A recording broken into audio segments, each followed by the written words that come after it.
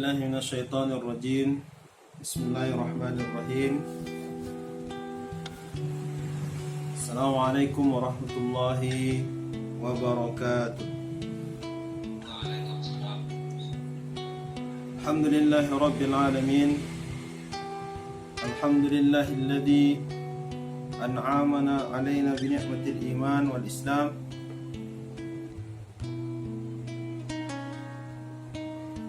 أشهد أن لا إله إلا الله وأشهد أن محمدا عبده ورسوله لا نبي بعد أما بعد. اللهم صل وسلم وبارك على سيد المرسلين خاتم النبيين نبينا المصطفى محمد صلى الله عليه وسلم. Kita berjumpa pada kesempatan hadis yang ke-19. Bismillahirrahmanirrahim.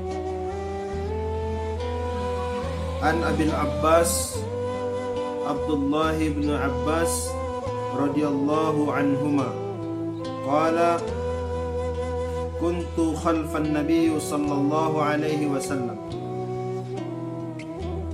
faqala ya ghulam inni u'allimuka kalimat. Dari Abil Abbas, yaitu Abdullah bin Abbas. Abdullah bin Abbas ketika Rasulullah wafat umurnya baru 15 tahun. Lebih kecil daripada Abdullah bin Umar.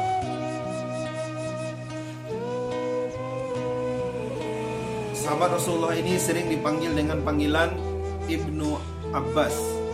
Bapaknya adalah Abbas, pamannya Rasulullah SAW, yang mana juga adalah bahagian dari sahabat Rasulullah SAW. Jadi Abbas dan bapaknya adalah orang yang mengabdikan diri, mempersembahkan segala yang terbaik untuk dinul Islam.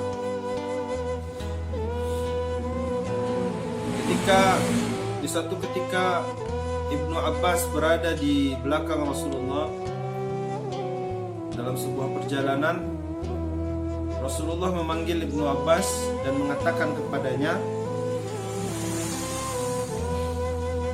"Inni," aku kata Rasulullah kepada Ibnu Abbas, "u'allimuka kalimat," akan mengajarkanmu beberapa kalimat.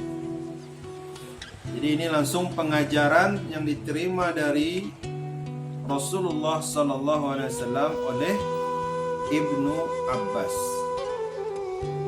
Berarti waktu itu Ibnu Abbas masih sangat kecil dan beliau adalah orang yang terpercaya, dekat sekali dengan Rasulullah SAW, sehingga menghafal hal yang banyak dari Rasulullah, terutama hadis, dan mempelajari atau mengetahui sesuatu yang banyak dari Rasulullah SAW.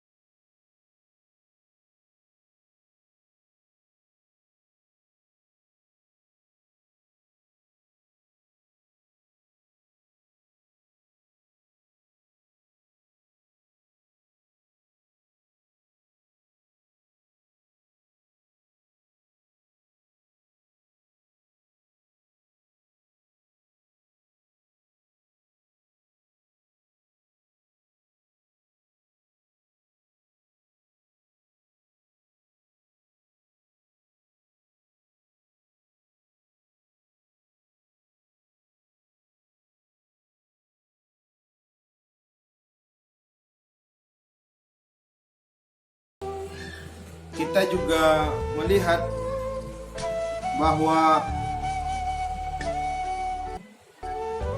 ada ungkapan yang senada. Contoh, in tansurullaha yansurkum. Jika engkau menolong Allah, maka Allah akan menolongmu. Ini kan mirip sekali dengan kalimat di dalam hadis ini, ihfazillaha yahfazka. Peliharalah Allah, Allah akan memeliharamu. Yang dimaksud memelihara Allah di sini atau yang di ayat intansurullah adalah kita mampu menjaga diri kita, memelihara diri kita terhadap apa-apa yang Allah perintahkan dan yang Allah larang. Jadi Allah Subhanahu wa taala meminta kita untuk memelihara kewajiban kita terhadap apa yang Allah perintahkan. Jadi sesuatu yang sudah menjadi perintah bagi Allah, Allah perintahkan bagi kita, itu menjadi kewajiban bagi kita untuk melakukannya.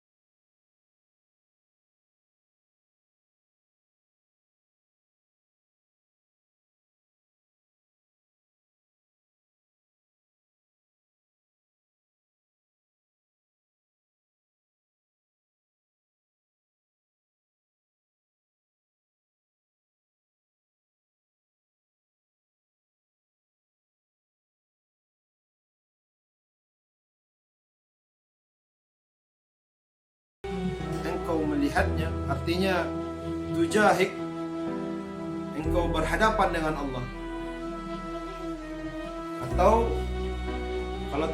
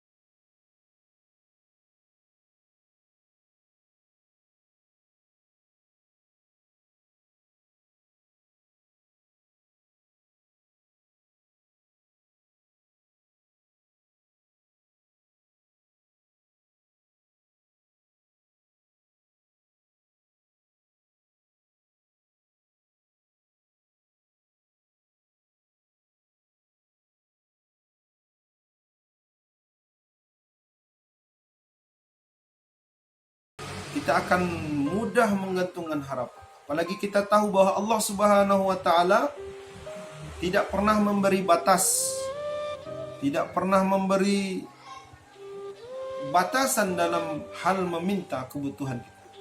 Mintalah kepada Allah Subhanahu wa taala sebanyak-banyak. Bahkan Allah merindukan hamba-hambanya yang menangis, meminta, mengais kepada Allah Subhanahu. Dan sebaliknya Allah malah murka ketika kita menggantungkan harapan, ketika kita minta kepada selain Allah, dan ini akan mendatangkan murka Allah Subhanahu wa taala. Bahkan bisa jatuh kepada kesyirikan karena menganggap ada yang memberi manfaat, ada yang memberi mudarat selain daripada Allah Subhanahu wa taala. Kemudian Rasulullah melanjutkan ungkapannya, sabdanya, "Wa idza sta'anta fasta'in billah." Apabila engkau Ibnu Abbas ingin meminta tolong, ista'in, meminta sebuah pertolongan,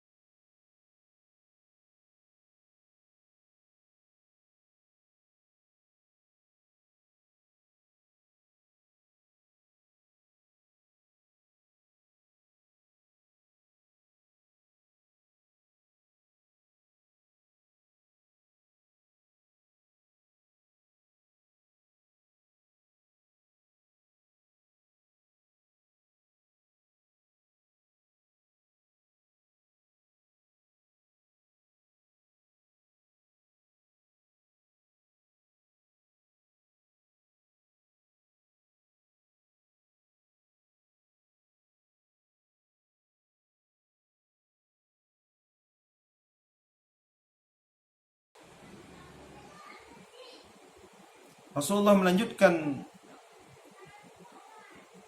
nasihatnya, pengajarannya kepada Ibnu Abbas. Wa'lam, ketahuilah wahai Ibnu Abbas, annal ummah, andaikan kaum atau umat ini, law ijtama'at ala an yanfa'uka bi syai' lam yanfa'uka illa syai' qad katabahu Allahu lak. Andaikan kaum umat ini berkumpul, mereka semua berkumpul bermaksud untuk memberikan manfaat, faedah untukmu, percaya itu tidak akan pernah terjadi kecuali memang hal itu sudah qad katabahu Allahu lak, memang Allah sudah tetapkan. Jika Allah tidak tetapkan, niscaya tidak akan pernah terjadi apa yang diinginkan oleh orang-orang, bahkan satu negeri yang berkumpul tersebut. Wa in istama'u ala an yadurruka bi syai' lam yadurruka illa bi syai' qad katabahu Allahu 'alaik. Bahkan jika mereka semua berkumpul untuk memberikan mudarat, mencelakaimu, percayalah, kamu tidak akan celaka kecuali memang hal itu sudah Allah tetapkan bagimu. Kita melihat kisah Rasulullah SAW ketika melakukan hijrah dari kota Makkah ke kota Madinah. Bagaimana kaum kafir Quraisy berkumpul, mereka membuat kesepakatan untuk mencelakai Rasulullah. Pokoknya malam itu mereka ingin Muhammad sudah tidak lagi ada di muka bumi. Mereka kumpulkan orang-orang terbaik di seluruh kaum yang ada di kafir Quraisy. Lalu orang-orang ini mengepung rumah Rasulullah sallallahu alaihi wasallam. Namun apa yang terjadi? Tidak ada yang bisa menyentuh Rasulullah sallallahu alaihi wasallam. Bahkan Rasulullah keluar ke kota Madinah dengan selamat. Ini adalah bukti bagi kita bahwa andai kata orang-orang berkumpul untuk memberi mudarat, jika Allah tidak berkehendak, maka tiadalah itu terjadi. Namun jika memang Allah berkehendak itu buat kita, bagaimanapun kita ingin lari dari mudarat itu, sembunyi di balik bukit, bukitnya longsor. Lari ke lautan, lautan dipenuhi tsunami. Pergi ke atas gunung, gunung meletus. Terbang ke udara, pesawat Sriwijaya pun jatuh. Jadi tidak ada tempat untuk melarikan diri dari ketetapan Allah Subhanahu wa Ta'ala. Ini sebuah keyakinan yang harus betul-betul mantap bagi kita, karena yang sudah terjadi berarti itu terjadinya atas izin Allah Subhanahu wa Ta'ala. Tinggal gimana dan bagaimana cara kita untuk bisa mengambil hikmah dan ibrah.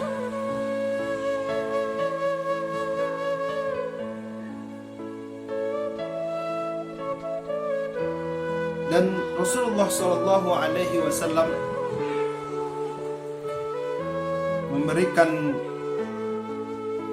penutup yang luar biasa dalam hadis ini, yaitu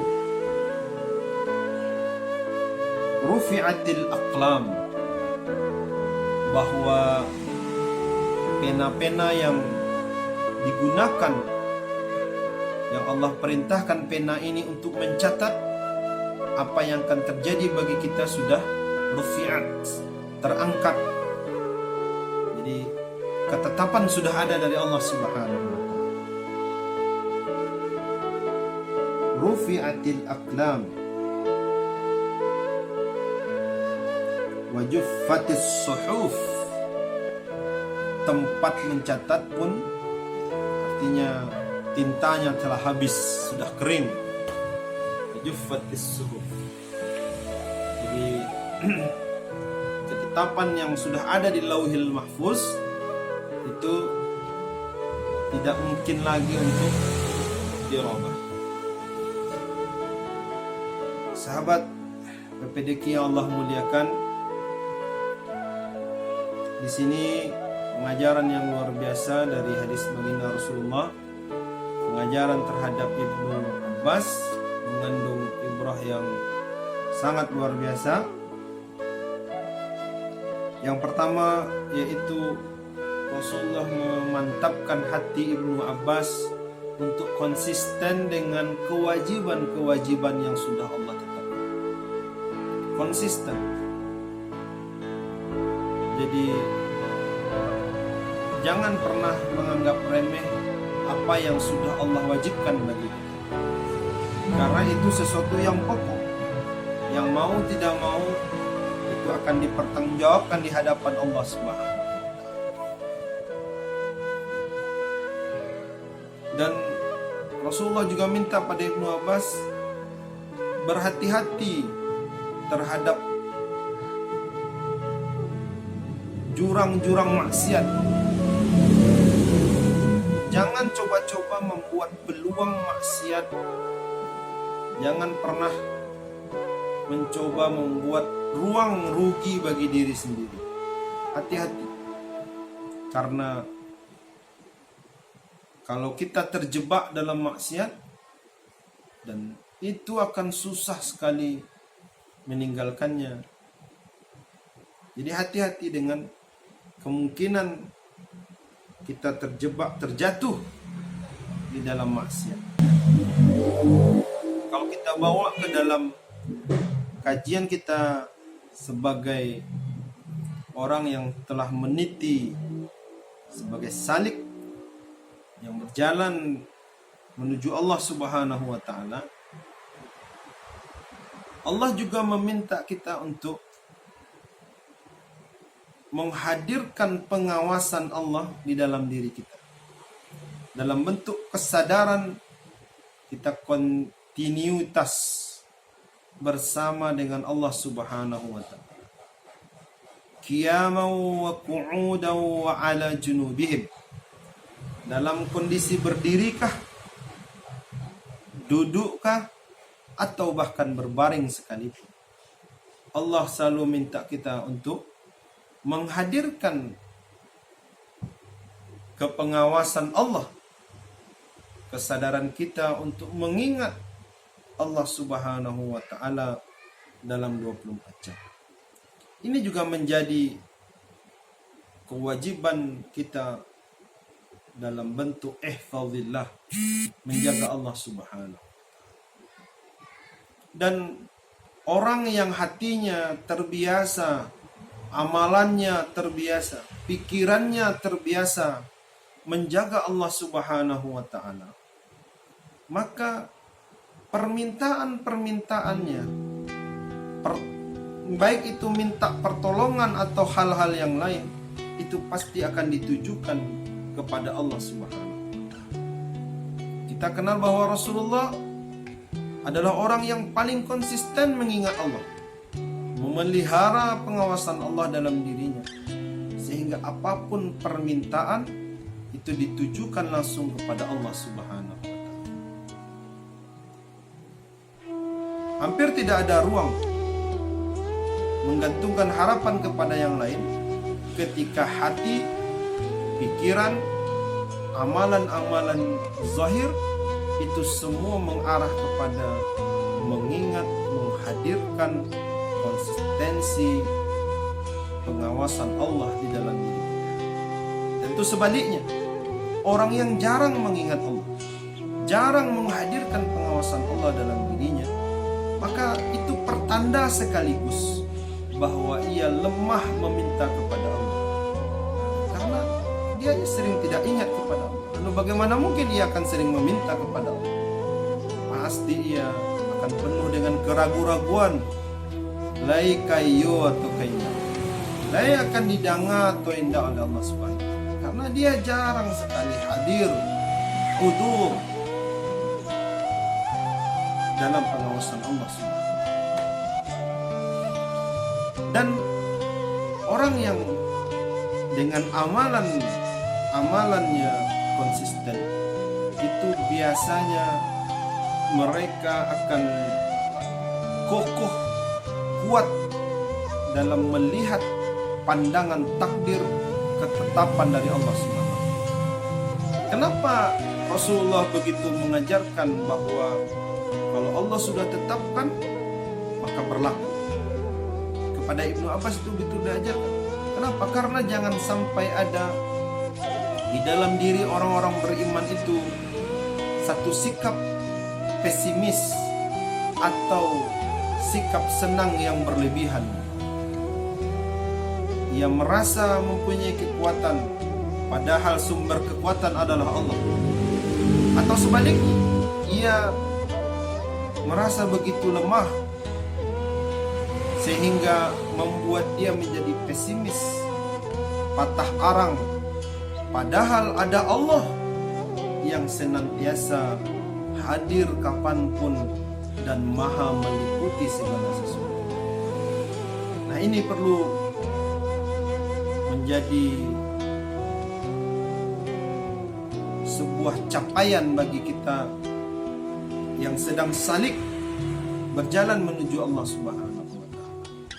Jangan sampai kita berangan-angan tetapi dalam realitas amalan kita melalaikan hak-hak Allah.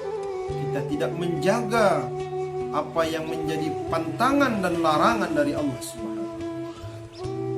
Mudah-mudahan Allah berikan kepada kita kekuatan untuk bisa konsisten amalan-amalan, ilmu-ilmu yang sudah diajarkan oleh guru-guru kita, sehingga terhantar kita hendaknya kepada tajidu tujah.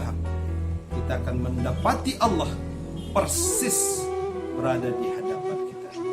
Astaghfirullah li wa lakum. Assalamualaikum warahmatullahi wabarakatuh.